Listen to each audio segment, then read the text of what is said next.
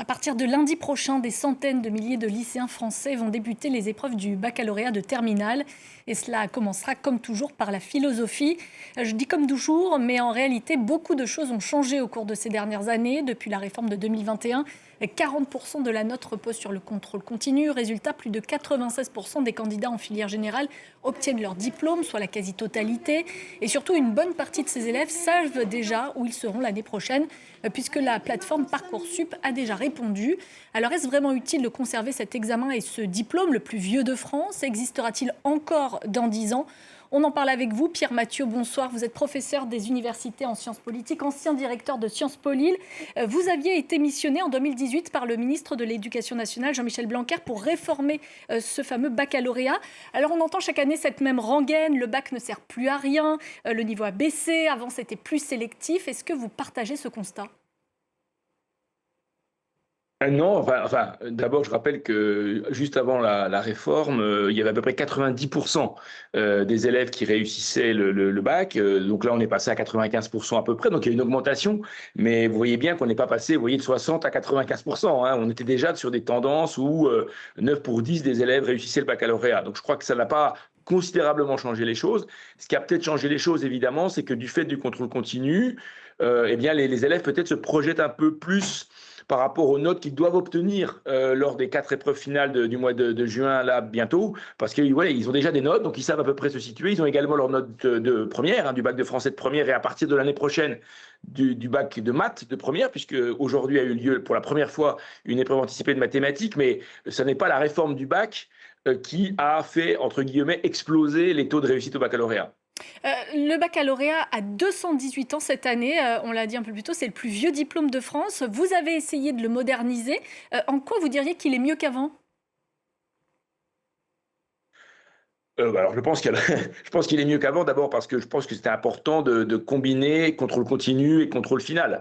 Il ne faut pas oublier, on parle beaucoup de stress aujourd'hui des élèves liés au contrôle continu ou liés à Parcoursup. Il ne faut pas oublier qu'avant avant cela, les élèves en fait jouaient toutes leurs années de lycée sur des épreuves finales et ils pouvaient tout à fait avoir un problème le jour de l'épreuve finale, alors même qu'ils étaient bons dans la discipline concernée. Vous voyez, donc il y a eu une forme de rééquilibrage entre contrôle continu et contrôle final. Donc pour cette raison-là, déjà au moins, je pense que c'est une bonne nouvelle. C'est quelque chose de plutôt positif pour les élèves. Mais je crois aussi que c'est très important de maintenir des épreuves finales, hein, comme elles ont lieu actuellement, parce que ça participe d'une forme de rituel, vous voyez, de préparer les élèves à ce qui se passera après dans l'enseignement supérieur. Donc un mélange, enfin une combinaison, si vous voulez, entre contrôle continu et contrôle final, ou contrôle terminal, comme on dit, ça me paraît, disons, un bon équilibre au total.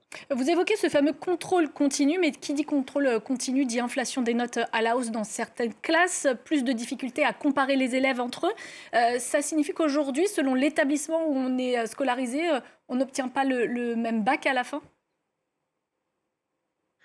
Alors c'est la critique que les adversaires de la réforme adressent à cette réforme et à la mise en place du contrôle continu dans le cadre du baccalauréat. En fait, il y a eu des études qui ont été menées depuis que la réforme a eu lieu qui montrent qu'effectivement, il y a des différences de notes entre établissements et de notes entre le contrôle continu et le contrôle final, le contrôle national, si vous voulez. Mais en fait, ces différences de notes ne sont pas aussi extraordinaires ou exceptionnelles qu'on pourrait le penser. Je crois qu'au maximum, je ne veux pas dire de bêtises, mais au maximum, c'est 2 points d'écart entre donc la note qu'on obtient par exemple à l'examen final et la note de contrôle continu, donc ça n'est pas énorme.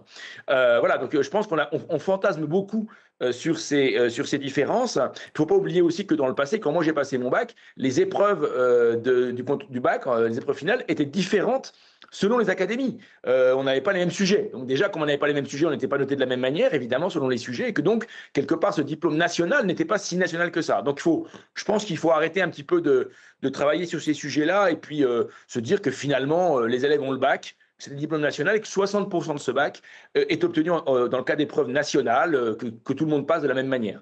Ce bac, il a une valeur hautement sentimentale, il a une valeur symbolique également, c'est un passage à l'âge adulte et certains le chérissent pour ça.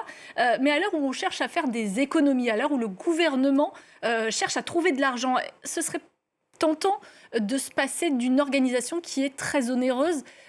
Vous ne l'envisagez pas du tout de votre côté? Alors, le bac, c'est pas si onéreux que ça, hein. D'après les calculs, c'est autour de 60 millions d'euros par an. Alors, vous allez me dire, c'est une certaine somme, mais le budget total de la nation en matière d'éducation, c'est plus de 100 milliards d'euros. Donc, le bac ne coûte pas tant d'argent que cela. Moi, j'aurais tendance à dire que le problème du bac, enfin, en tout cas des épreuves finales du bac, c'est pas les coûts, c'est plutôt le temps que ça prend et le fait que vous souvenez même probablement vous-même quand vous étiez lycéenne, c'est que le lycée, les lycées arrêtent de fonctionner, notamment pour les élèves de seconde, pendant les épreuves. C'est plutôt ça, à mon avis, le problème, d'ailleurs, qu'on peut surmonter, qu'un problème de coût.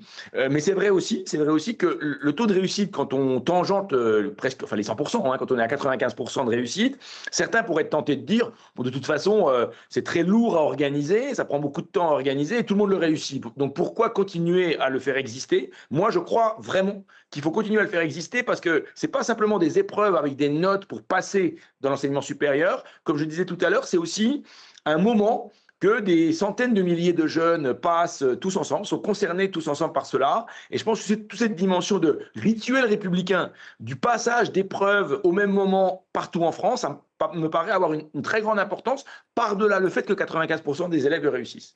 Alors, il y a le bac et puis il y a un autre rituel désormais, c'est Parcoursup, la plateforme où les élèves émettent leurs vœux d'études pour la suite. Et aujourd'hui, beaucoup de lycéens reçoivent une réponse sur Parcoursup avant même de passer les épreuves du bac. C'est pas la preuve que le véritable sésame, finalement, le véritable rituel et celui qui fait vraiment stresser, ce n'est plus le bac, c'est Parcoursup. Oui, je pense que vous avez raison. Effectivement, là, on a à peu près 2 tiers des bacheliers qui ont déjà une place quelque part. Alors, tous ne l'ont pas prise, ne l'ont pas accepté cette place, mais au moment où ils vont passer les épreuves lundi, eh bien, 2 tiers d'entre eux savent déjà en gros où ils iront l'année prochaine. Alors, nous, on avait essayé de rééquilibrer les choses en proposant que les épreuves de spécialité du bac, qui comptent pour 32% du bac, se passent avant Parcoursup, de manière à pouvoir compter dans Parcoursup et, si vous voulez, pour pouvoir rééquilibrer en quelque sorte symboliquement l'année de terminale entre Parcoursup et le bac.